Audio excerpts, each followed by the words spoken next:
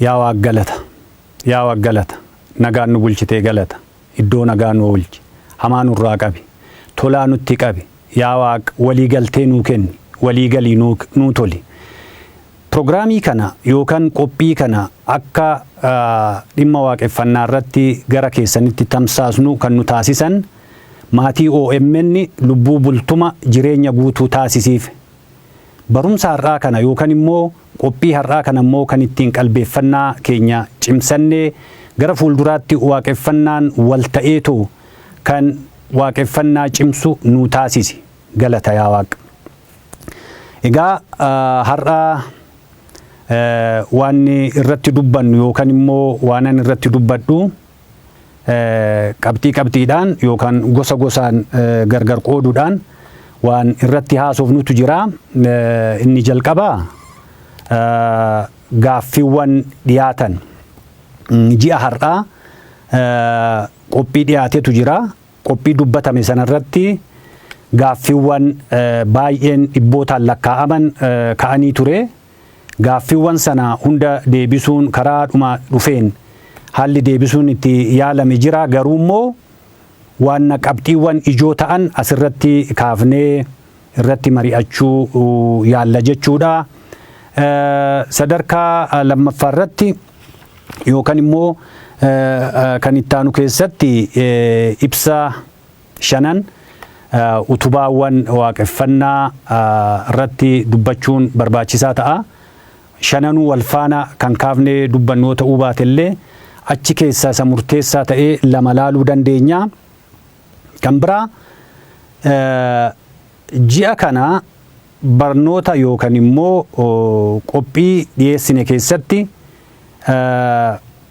seera uumaa fi uumamaa dhiyeessinee turre. Seera uumaa fi uumamaa sana kutaa lammaffaa isaa immoo seera aadaa waaqeffannaa dhiyeessinaa. Xumura irratti waan golfaa koronaa kanaan wal qabatu irratti dubbannee qophii keenya har'aa xumurra jechuudha. Qophii har'aa kana gaaffiiwwan isa ji'a kana dhiyaatee fi eddii sana asiyyis waan adda addaa irratti kan dhiyaate irratti hundaa'ee gaaffiiwwan dhiyaatan hedduudha akkuma duraan dubbadhe. Garuu isaan keessaa tokko yoo fudhanne dimshaashumatti dubbatte waa'een waldaa amantii waaqeffannaa addunyaa waldaa ati keessa jirtu waldaa geggeessitu waa'ee isaa waan dubbatte hin jiru kan jedhutu ture. Kuni miseensotuma waldaa sanaa keessaayis ta'uu danda'a. Dhugaadhuma ani gaafa calqabannaan dubbadhu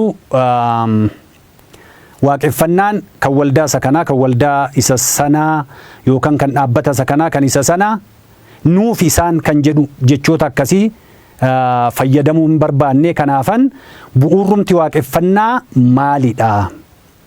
waaqeffataan maal jedhaa kan jedhu kana isarrattan xiyyeeffadhe jechuudha. Kanaafi waa'ee waldaa amantii waaqeffannaa addunyaa laalchisee waan baay'ee dubbachuun hin danda'ama. Waggaa 10 dura dhaabbate yookaan hundeeffame iddeenna sanaati waan inni hojjete hedduudha.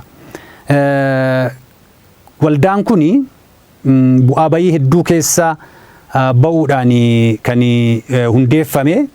Iddii hundeeffame booda kan inni ittiin geggeeffamu namoota yookaan immoo kutaa hawaasaa ijoollee dargaggoo kaasee amma ga'eeyyii akkasumas immoo seera gadaa keessatti kan kenna gadaa qabanii fi kenna waaqeffannaa qabaniin kan geggeeffamu akkasumas immoo iddoo hedduutti galmoota calqabarratti kan ijaaree ture jechuudha. Keessumaa ujumni yookaan bakki awwaalcha aadaa Oromoo waggaa 120 kana yookaan waggaa 120 dura mootummaa ennaa sana tureen iddii dhaabbatee booda yookaan immoo iddii dhoowwame booda sana booda awwaalchi bataskaana haa ta'u jedhamee labsame iddii dhaabbatee booda yeroo jalqabaatiif waggaa 7 kana bakka awwaalchaa argamsiisuu danda'eera. Kana malees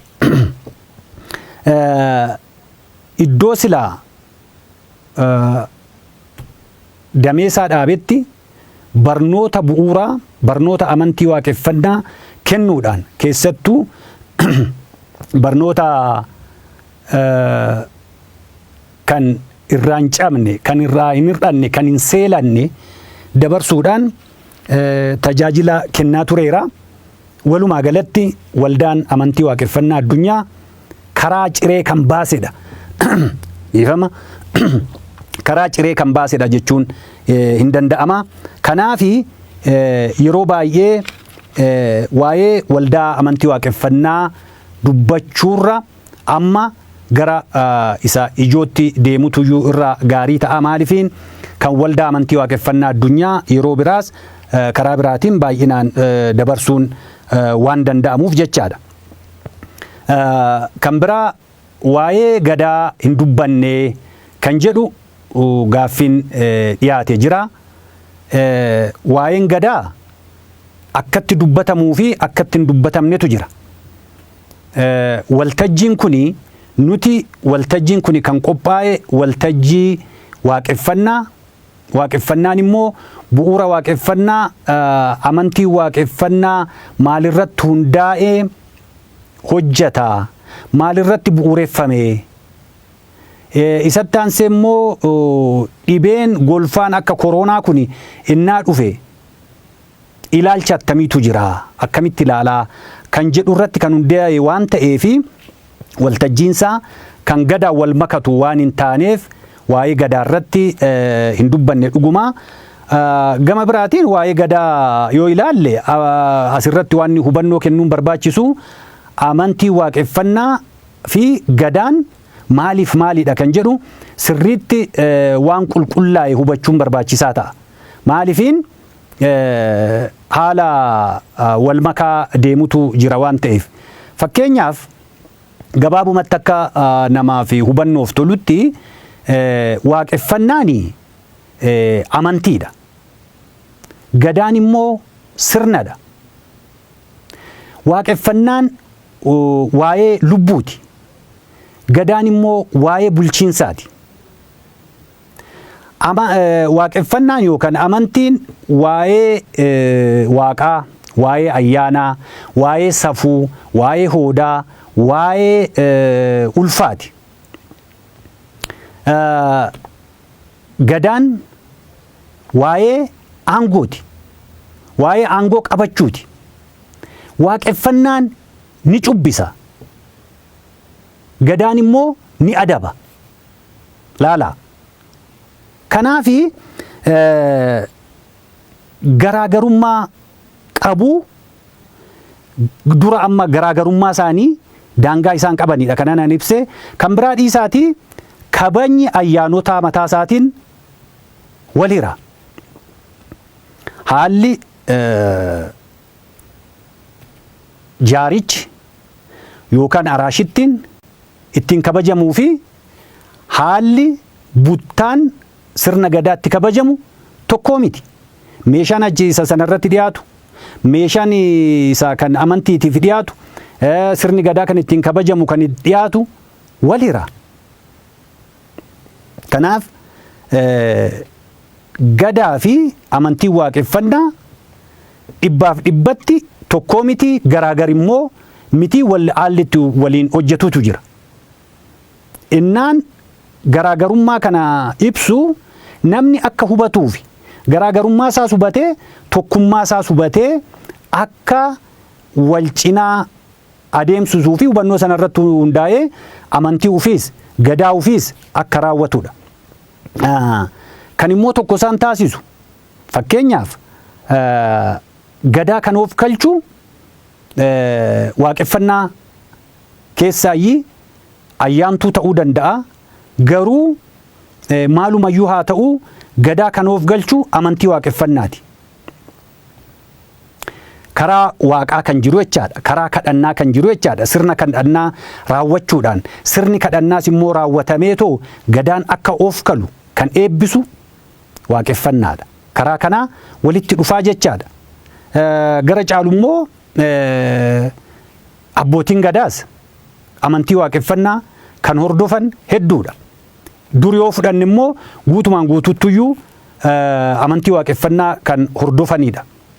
Kanaafi dur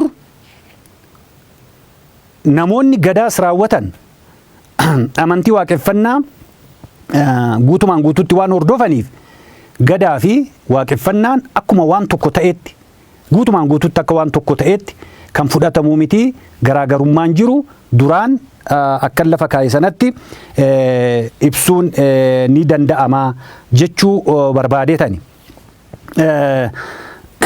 Kan biraa waa'ee tokkummaa dhaabbilee amantii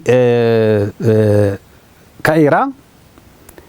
Tokkummaan dhaabbilee amantii marii sadeenii yeroo darbe mari'atame namoonni hordoftan jirtu isumaan kan deebi'u ta'a. Waa'ee dhaabbilee amantii waaqeffannaa, waa'ee garaagarummaa, waa'ee tokkummaa isaanii bakka iddoo tokko hin jirretti, bakka nuti iddoo tokko jiraanne iddoo tokkotti hin dubbannetti kopha kophaatti dubbachuu waan hin barbaachifnee fi kanumaanan safuudhaan bira darbaa jechuudha. Ittaansee gara shanan utubaa waaqeffannaatti dhufnaa. Shanan utubaa waaqeffannaa yeroo darbee qophii isaa tokkoffaa keessatti tuqeetan ture. Bal'inaan yoo ibsamuu baate illee jechuudha. Fakkeenyaaf shanan utubaa amantii waaqeffannaa waaqaa, ayyaanaa, safuu, hooda, ulfaadhaa jenneerra. Kana keessaa waaqni maali? Waaqa akkamitti ibsina yoo jenne waaqni hin akeektu waaqa.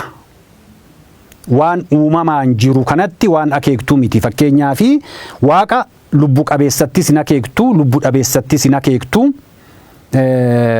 Kanaafi waaqni humna addaati jedhee fudhata waaqeffannaan. Waaqni humna addaa waan ta'eef iddoo hundumatti argama. Hafuurri isaa hunda bira jira yookaan seedaan isaa hunda bira jira jechaadha. Kanaafi jiraachuu isaa immoo jiraachuu waaqaa uumama arguudhaan ufis arguudhaan mirkaneeffannaa jechuudha. Maalifiin uumama jiru kana kan lafarras jiru, kan lafaa olis jiru, kan lafaa gadis jiru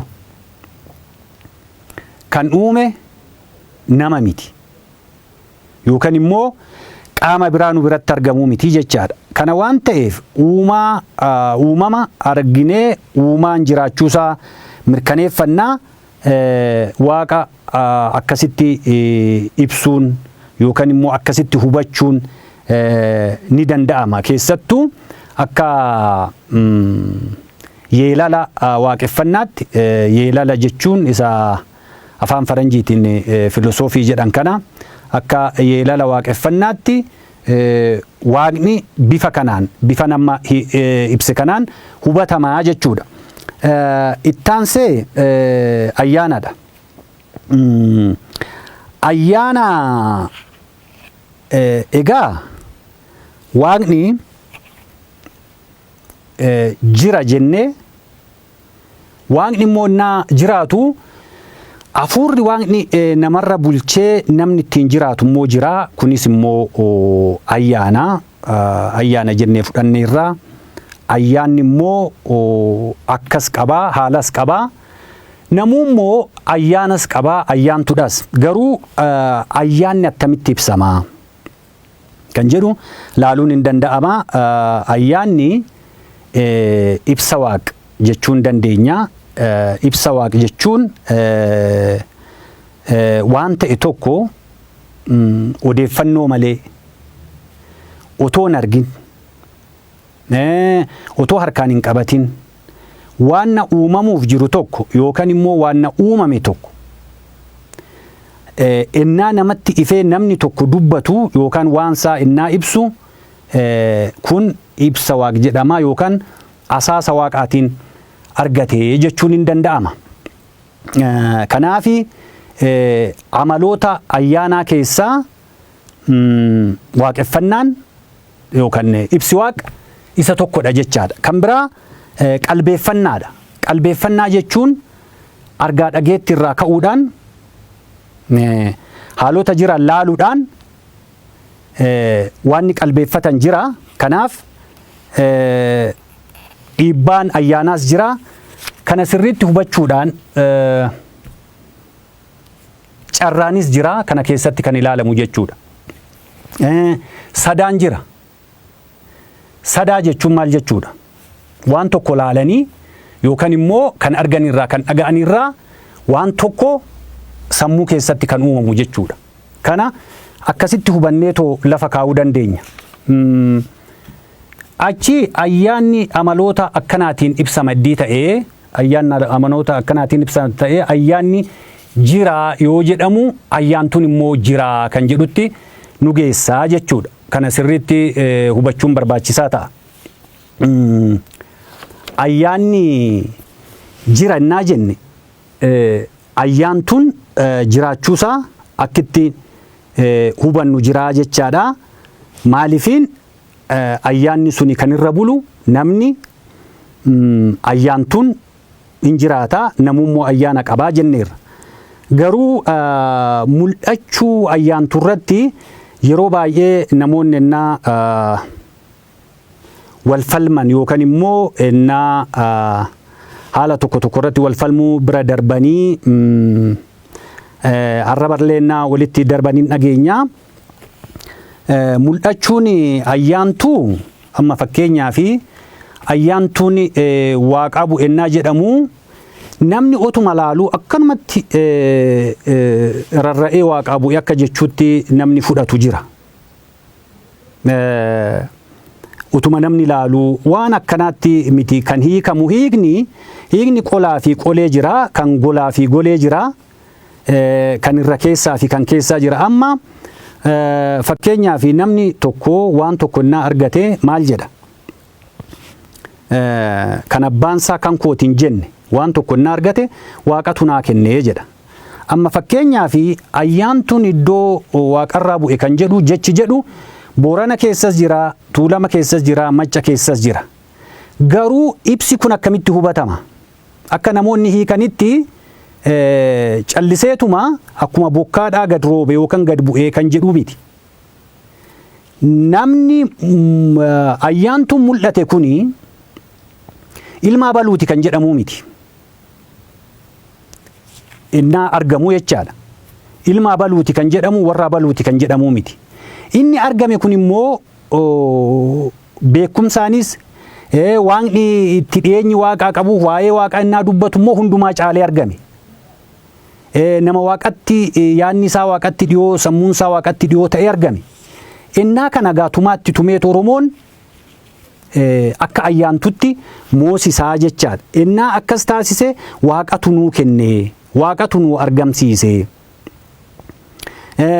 Kanaafi jecha akkasiiti. Innaa akkasitti dubbatamu amma fakkeenyaaf waan tokko innaa arganne waan tokko tasa innaa arganne akkanumatti waan abbaan qabne waan innaa nuu kenne waaqumaa gannaa bu'e waaquma naa kenne jennee dubbanna. Kanaafi kan ayyaantus akkasitti hubachuudha. Akkasitti hubachuudha. Kennaa waaqaati. Waaqatu nuu kenne jechuudhaaf ta'uusaa hubachuudha malee akkanumatti otoo namni ilaalu yookaan akkanumatti akkuma bokkaa garroobee kan jedhamee bifa sanaan ibsamu akka hin taane akkasitti hubachuun gaarii ta'a. Waliyyis nama galchaa. Kanadha. Lammaffaa kuni dhugeeffannaadha. Waaqa bu'e jedhee kan amane, waaqannaa kenne jedhee kan amane, kennaa waaqaati jedhee kan amane kuni ibsatu garaagari malee tokkuma. Naanna'ee maal jechuudha? Naanna'ee maal jechuudha? Qaalluun sun iddootti argame sanatti ilma baluu gosa abaluu kan jedhamu otoo hin taane kan waaqni kennedha jechuudhuma malee waan biraa miti jechaadha. Kanaaf inni kun immoo dhugeeffannaadha. Dhugeeffannaa asirratti amala dhugeeffannaa xinnoo hubachuu dhabuun hin jira. Waa'ee waan tokko innaa dubbatamu dhugeeffannaa dhara jechuus hin dandeessu, dhugaadha jettee ragaatti dhiyeessuus hin dandeessu. Kanaaf maalinni kan eegamu amanuudha. Amanuu dhiisuu hin dandeessa. Fakkeenyaaf qaalluun yookaan ayyaantuun waaqaa bu'ee kan jedhu haa fudhannu kan baay'ee amma nama wal falmisiisaa jiru kana. Lakkii waaqaan buune, lakkii waaqni siin kennine, lakkii kennaa waaqaa mitii jettee dhareessuu fi ragaatti dhiyeessuu hin dandeessu. Lakkii immoo gaafa akkanaa bu'e, guyyaa akkanaa bu'e abaluutu dhaabbatee arge gaafa inni bu'u jedhees immoo inni itti amanu sunis immoo ragaa akkasiin dhiyaatu. Maalinni kanaafuu dhugeeffannaan amanuu fi amanuu dhiisuudha. Kanaaf inni amanu hin amana, inni immoo hin amanne immoo hin dhiisa malee kanarratti wal falmuu fi arraba walitti darbuun barbaachisaa miti jechaadha akka waaqeffatootaatti. Bifa kanaan hubachuun barbaachisaa ta'a. Kanaaf waan silaa jiru kan biraa amma fakkeenyaaf mee waan tokko haa fudhannu. Kan qaalluu yookaan kan ayyaantuu bira haa darbinu. Kan gadaatu haa fudhannu. Fakkeenyaaf gadaa bokkuun gadaa waaqaa bu'ee jedhamee amanama. Guutumaan guututti itti amanama. Bokkuun durii keessattuu booda keessa bokkuu loobuun yookaan bocachuun fakkeessanii hojjechuun jalqabamennaa wiirtuun gadaadhaa baay'achaa deemu. Bokkuun calqabaa waaqaa bu'ee jedhamee amanamaa fudhatama.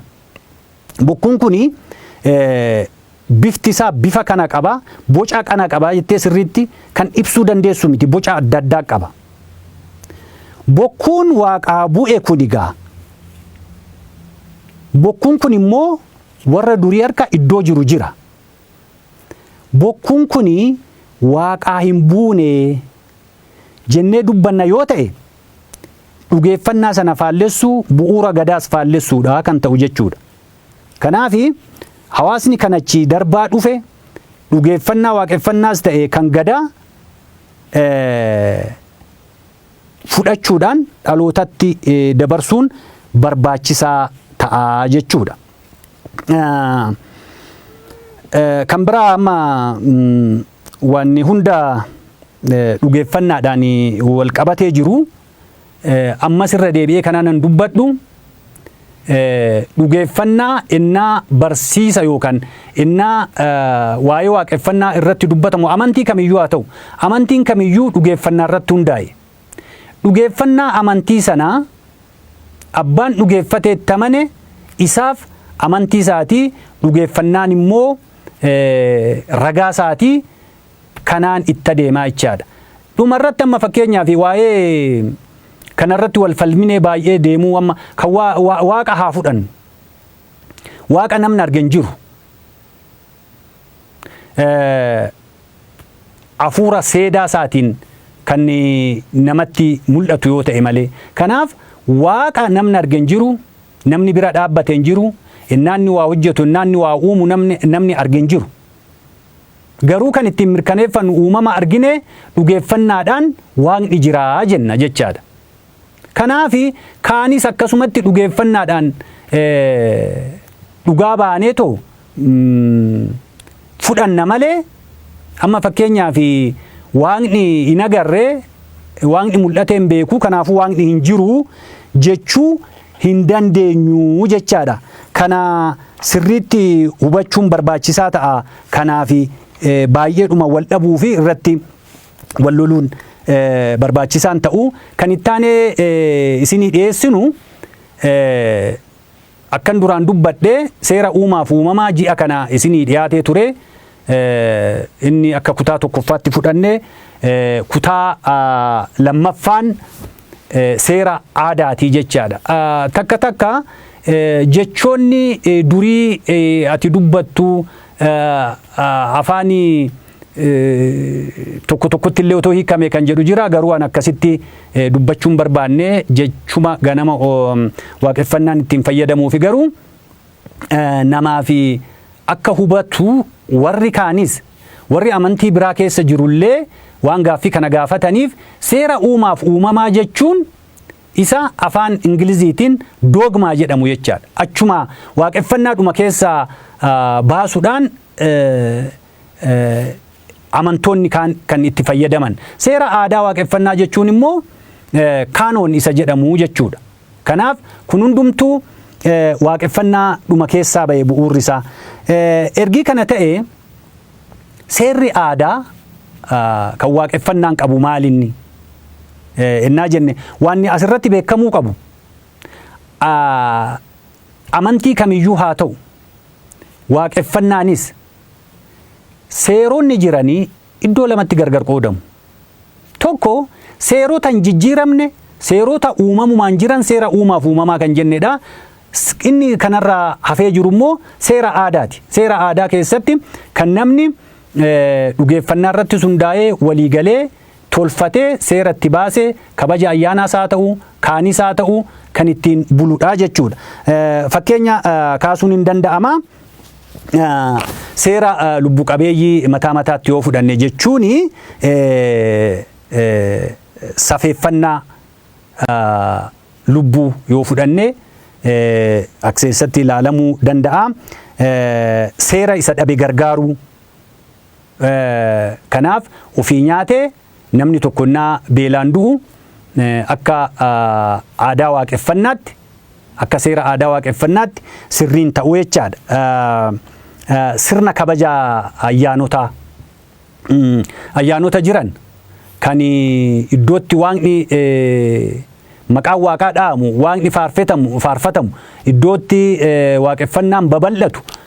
Kuni kabajni ayyaanotaa jiraachuu qabaa jechaadha. Ayyaanonni achi as dhufoo ta'anis jiru. Isa yeroo biraa dubbannaa yeroo nun ga'u malee ayyaanonni salgan bu'uura ayyaanotaa jiru. Isa carraa yoo arganne gara fuulduraa ibsina. Sirna kadhannaa fi eebbaa jiraachuu qaba. Seeraa fi sirna araaraa jiraachuu qaba. Seeraa fi sirni kakuu jiraachuu qaba yookaan immoo jira aadaa waaqeffannaa keessatti sirna dhibaayyuu. Kana tokkoon ibsuudhaa fi dhibaayyuun akkamitti raawwataa, eenyutu raawwataa kan jedhu kana akkasitti seennee ibsuudhaaf yeroo hin qabnu jechaadha. Kanuma jiru waaqeffataan lafa kaawwate yookaan immoo akka waldaattis kan itti fayyadamuudha kan inni dubbadhu. Seeraa fi sirna irreechaa, sirna dalaguu yookiin faarfachuu yookiin jeekkarsa kan jennu jechaadha. Seera maganuu, seeraa fi sirna aagii baasuu, safuu dhugaarratti hundaa'e jechuudha. Seeraa fi sirna muudaa. Innaa kana jennu ayyaantota isaa ta'an waaqeffattoonni eebbisanii badhaasuu kan danda'an. Sirna muudaa jechuun iddoo tokkotti amma fakkeenyaa fi muuda kana namni akka intaanetti hiikutu jira. Iddoo tokkotti waaqeffachuu yoo barbaadde iddoo sana sirna muudaa raawwatteetiyyi maal goota jechaadha. Hini seeratti goota jechaadha. Seeratti goota jechaadha. Iddoo sanatti waan tokko akka kabajamu goota yoo ta'e kanaaf sirna muudaa raawwatteeti. Seeraa fi jechuun sirna boo'ichaaf awwaalchaa kunis sirna aadaa waaqeffannaa keessatti kan jirudha. Seeraa fi sirna ammachiisaa maqaa kennuu jechaadha karaa waaqeffannaa. Barsiifata waa lagachuu waan lagatamu jira aadaa waaqeffannaa keessatti. Seeraa fi sirna hooda baasuu akkasumas immoo barsiifata yookaan sirna wareega kennuu. Aadaa nyaataa fi dhugaatii achuma amantii waaqeffannaa keessatti aadaa nyaataa fi dhugaatii jira. Gosti beeladoota nyaatamuu fi nyaatamne biqiltuu nyaatamuu fi nyaatamne jira. Qabata maaliitiin? Qabata aadaatiin, qabata aadaa waaqeffannaatiin jechaadha. Barsiifata qabeenya horachuu kun hundumtuu aadaa keessatti ilaalama jechuudha. Yookaan immoo sirna aadaa jennee kan fudhannu jechaadha. Egaa akkuma dubbanne seerri amantii waaqeffannaa yookaan immoo seerni amantii kamiyyuu akka waliigalaatti seera uumaaf uumamaa doogmaa isa jennuu fi kaanoon isa jennu iddoo lamatti kan qoodamu ta'uu isaati kan hubanne. Keessattuu gara fuulduraa ayyaanota bu'uura ta'an durii jalqabee amma sirni kabaja isaanii waggaa 12,000 ol kan fudhate sanaa olis immoo ta'uu danda'a. Kan achi as dhufaa ta'e ayyaanota bu'uura ta'an 9tu jira. 9 kana gara fuulduraatti kan ilaallu ta'a. Dhumarratti waa'ee golfaa koronaa kanatti yoo dhufne golfaan koronaa biyya keessa dhufeera. Kanaan duras irratti dubbanneerra. Wanti jijjiirame hin jiru, itti cimaa deeme malee. Kanaaf waaqeffattoonnis kadhannaa cimsuu, of eeggannoo cimsuun barbaachisaa ta'a jechaadha. Keessattuu amma yeroo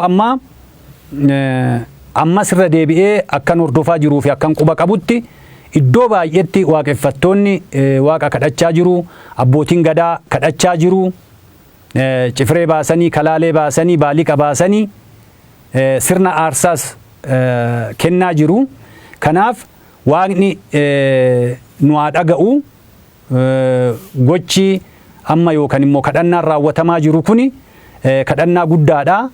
Isa birattis immoo waaqa kadhachaa, of eeggachaa, waan silaa immoo gorsa hakimoonni kennanis immoo dhaga'uun barbaachisaa ta'a. Kanaafuu waaqni golfaarraa nu haa baraaru, nagaa nuuf haa kennu.